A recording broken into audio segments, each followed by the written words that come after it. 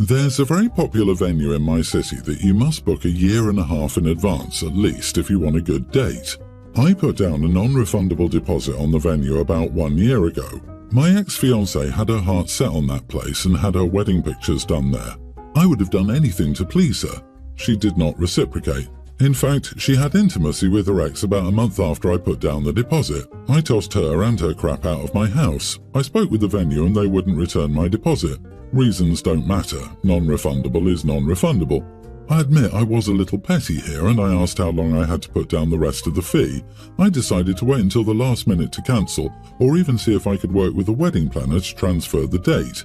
As luck would have it, I ran into a woman I'd briefly dated and it had just not worked out due to her taking a job out of province. I asked her out for coffee and we caught up. She'd just moved back to her old company. She's an only child and hates being far from her parents. The venue since she's always dreamed of getting married there. She said she didn't want to wait long to get married. I jokingly mentioned that I already had a reservation for that venue for next June as she wanted a spring wedding. She freaked out briefly because she thought I'd booked it when we started dating. I explained why I had that reservation and she calmed down. The next day she approached and asked if we could look at the venue together. We invited our moms and we went for lunch and a tour of the venue. All three of them were crazy about it. We're getting married next June on the date and at the place where I was planning to marry my ex. We did tell our parents, but only them. My ex found out about my engagement. We still have mutuals, and she lost it. She started to contact me about how I was trying to hurt her by doing this, and how I'm so petty. I block her on anything she contacts me. I talked to my fiancée and we agreed to get married elsewhere if my ex bought the deposit off of me. We met her for coffee and offered to let her buy the deposit. It is a substantial amount and I was initially going to be out of pocket. We figure if she doesn't really want us to get married there, then she can bite the bullet and pay the deposit, and after that it's not our problem. She refused. She said I put down the deposit, so it was my problem. I agreed and told her that we would be having our wedding there and to leave us alone. She's been having a breakdown ever since. She's constantly on social media complaining about it. It doesn't affect us, but some of our mutual friends have said that it's an idiotic move. She's threatened to cut off anyone who comes to the wedding. I told everyone I fully appreciate their position and would accept their RSVP in the negative. Am I the idiot for getting married at a venue I'd booked for my wedding to my ex? Not the idiot. Unless they want to pay the deposit, they can shut the heck up. Weddings are insanely expensive, and the fact that you're lucky enough to have a beautiful venue to marry someone you're truly in love with is amazing. If anyone has any issues with it, they can talk with their wallets. Exactly, it's not OP's fault that his ex likes having intimacy with other dudes. OP, your ex lost any and all rights to complain and have input on this situation when she cheated. Sounds like karma to me. Congrats on your engagement. I just love how the ex is now the wounded one. You were honest with the ex and your fiancé. You were generous by offering to let her buy the date back. She could have thrown any party she wanted there that day. Ex can go suck lemons and vent on social media until her fingers turn blue. However, it's kind of hysterical. I hope you're not rushing into marriage just because you don't want to be out $10,000 or whatever the deposit was. Best of luck. My wife Anne and I have been married for several years. We were high school sweethearts. We were having a rough patch in our marriage and I suggested doing some fun bonding activities to get the spark back.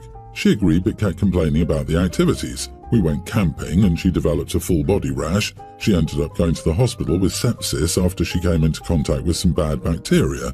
My friend Seth came to drive us to the hospital and he stayed with her when we both got checked out. I got sick too, and Seth checked up with Anna daily because I asked him to. The meds and the infection made her a bit delirious and she kept asking for Seth, which is funny because she didn't like him before. She wanted him to stay for hours a day and he did. She's recovered for about 3 weeks now and still calls up Seth if she needs to go to the hospital or even just wants a friend to talk to. We found that excessive and I told him to hang up on her or block her. He said he wouldn't do that because it was rude and he could see why our marriage was failing. That was really uncalled for in my opinion. Am I the idiot? I was just offering suggestions. Edit, she tripped and cut her leg. We tried to wash the wound out with water, but I guess our filtered water bottle didn't do the job. You've got to be kidding with me, this one. When I read that she was complaining about camping, I thought, okay, I can see that would be annoying since you were already camping and don't want more complaints on top of it.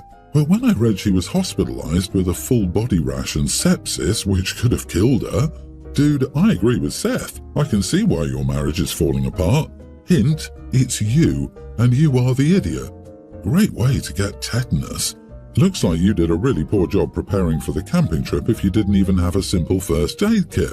And how long did you write off her complaints about camping before you went to the hospital? You don't go from feeling fine to needing a hospital that quickly. How long did you write off the rash before taking it seriously? This isn't a tale of, oops, all Seth now. This is a tale of neglect until someone actually cared about her. Sepsis is no joke, and it's disturbing how OP seems not to care about his wife's health. Hal, your marriage is most likely over. Your wife almost died. Seth was there with her, you weren't. They bonded over the experience. She prefers his company to yours. Oh, I wonder why. And here you are doing your best to destroy their friendship. Not to improve yourself, not to work on your relationship with her, apparently, not even communicating with her. No, just going behind her back and trying to destroy the relationship, which you see as competition, no matter what impact that might have on your wife. Yes, I see why your marriage is failing. You are not going to save it by isolating her from other guys. My 27 female cousin, 26 female, and her fiancé, 26 male, are supposed to get married around spring. They've been engaged for 2 years. Cousin has been living with us since she was 3 after her parents passed away. I love her dearly as my younger sister, and I support her in many of her decisions, except for this marriage. I feel like my cousin is rushing into things and ignoring that they're not financially stable. Neither of them has a job, and while she's in a PhD program, they're living off some of her research funds. It's not enough to make a living.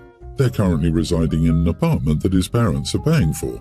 To be fair, I never approved of their relationship, even when they were dating, and I haven't softened up on him yet. I've been vocal with her about wanting them to break up their relationship, and now they're engaged. I find him obnoxious and rude, and he's made some unnecessary comments that still boil me. For instance, when we invite them for dinner, he makes snarky remarks about my wife's traditional dishes. And no, we've never forced them to eat any of them. Those were more for my wife than for them. But he compliments everything I make, even something as simple as coffee. And he keeps telling me I'll make a good man happy one day. It's infuriating that my cousin ignores this. His disrespect for my marriage is the reason for this whole situation. With the wedding on the way, he introduced me to the other funder, his relative.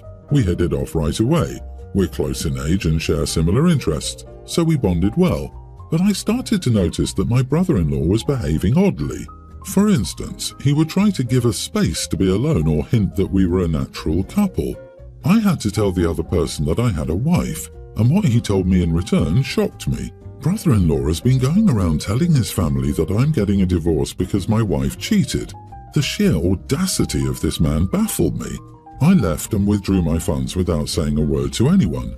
After cooling down, I informed the couple, my wife, and my parents of what I'd done and why. My cousin called me crying and begging for the funds, but I told her no. If she can't afford a wedding, then don't have one.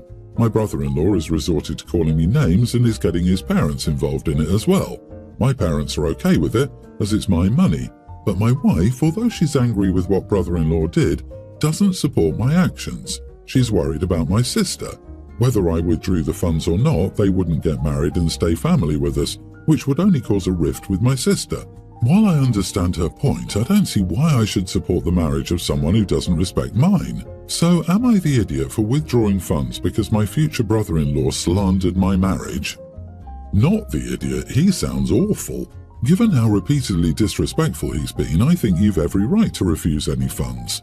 It could definitely cause a rift with your cousin, but I personally think that it would be better than enabling the situation. Rifts can be resolved over time if they occur, but enabling bad behavior is tough to crack, and your brother-in-law needs to face the consequences for his actions. And why were you funding it anyway? And he's so darn disrespectful of your wife, I wouldn't allow him into my house, and I wouldn't go to their wedding. Use the money to go on a nice holiday instead. This man is abusive and really, really dumb. He let his colours show too early. He should have waited till you'd paid before he so grossly insulted you. Will they stay family? So what? I go low contact with anyone who supports him. I'm a bit worried about your wife defending him. I don't understand how your sister can stand idly by and watch you and your wife be treated this way. Does she respect your wife?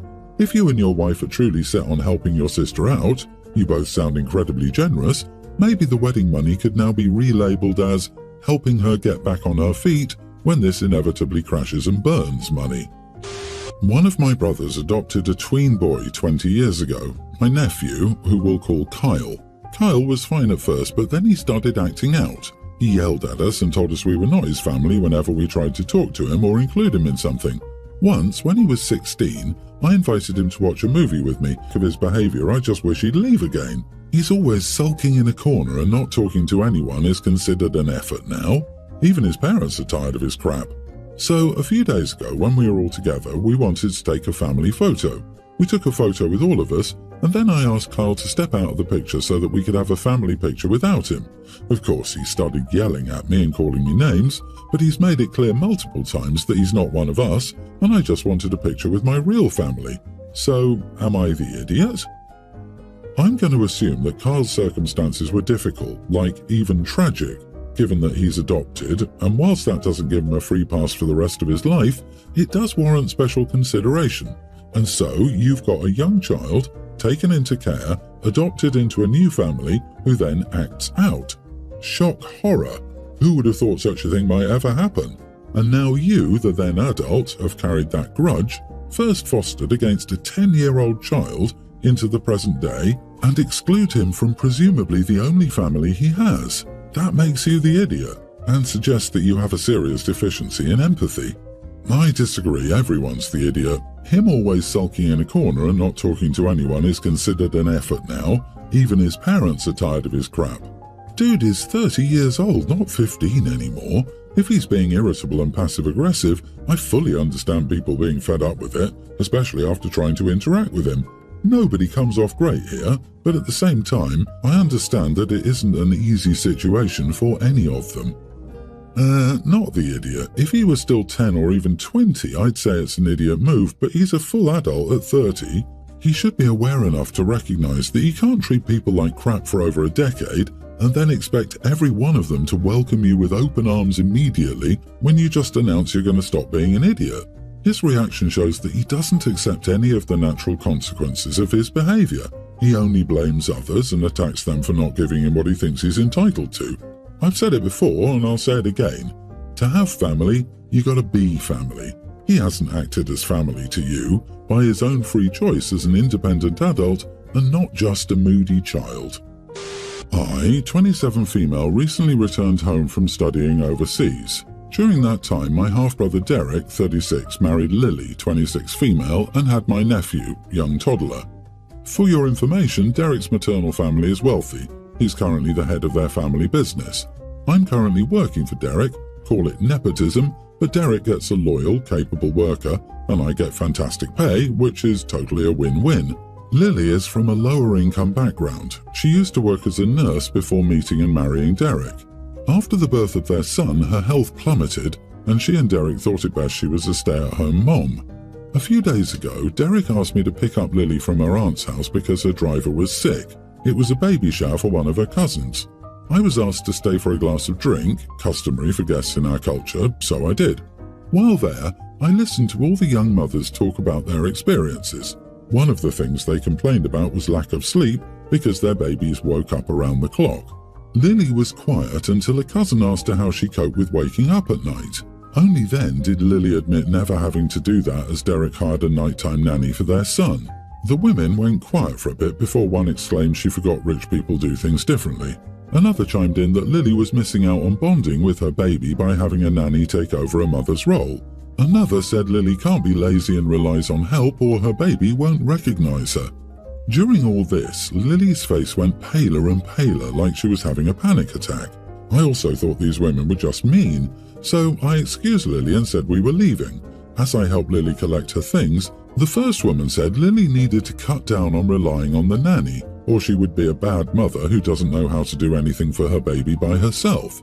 I told the group that Lily is not a bad mother for having a husband who can care for her and doesn't want her to struggle with staying awake night after night. I then walked Lily out.